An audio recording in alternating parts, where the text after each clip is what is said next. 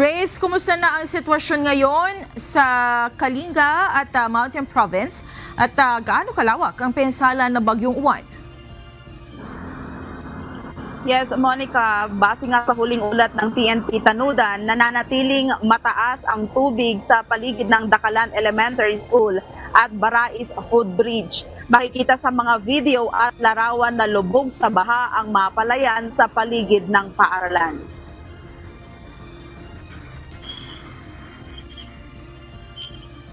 Delikado pa rin ang pagtawid sa mga tulay kabilang ang Gimoyo, Gapu, Mangyong, Mapag, Lunas Bridges sa Dakalan at ang Anggakan Sur Hanging Bridge. Sarado ang ilang bahagi ng Tabuk, Banawi National Road at Banagaw Sitio, Bail sa Barangay Poblasyon dahil sa landslide at malakas na agos tubig. Sa Samugi, Bontoc, Mountain Province, nagsagawa ng paglilinis ang mga residente ng Sitio Sadlan, Kefa at Tuchi matapos lumubog sa putik ang kanilang lugar. Ginamit nila ang pala at timba para maibsan ang bara sa mga kanal. Sa Baguio City at Benguet patuloy ang power interruption ayon kay Beneco General Manager Melchor Licubin.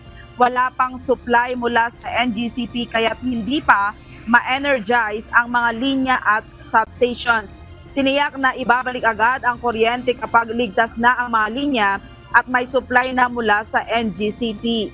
Ayon sa RDRRMC Cordillera, nagpapatuloy ay ang heightened alert at monitoring sa buong rehiyon. Humigit kumulang 490 families o 1,676 individual ang naapektuhan sa 47 barangay sa Apayao, Benguet, Ifugao at Kalinga dahil sa preemptive evacuation. May mga pangunahing daan sa Cordillera na sarado o hindi matawid dahil sa landslide at malakas na agos ng tubig. Kabilang ang Kalinga-Abra Boundary Road, Bisong-Balbalan, Kalinga at Abatan-Mangkayan Cervantes Road, Pabiling-Mangkayan, Benguet. Ayon sa Pag-asa, inaasahan ang hanggang 200 mm o higit pa na ulan sa loob ng 24 oras sa ilang bahagi ng Cordillera. Patuloy ang monitoring ng mga lokal na otoridad para sa posibleng karagdagang landslide at pagbaha at pinapaalalahanan ang publiko na umiwas sa mga ilog, tulay at mababang lugar na may tumataas na tubig.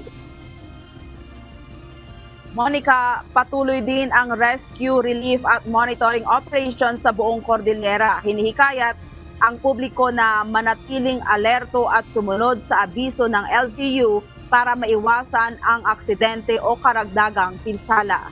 Dito naman sa Baguio City, Monica, ay nakakaranas pa rin tayo ng malakas na buhos ng ulan at ng hangin dala nitong bagyong Uwan. Yan muna ang balita mula dito sa Baguio City. Balik sa'yo, Monica. Maraming salamat, Grace Doctolero.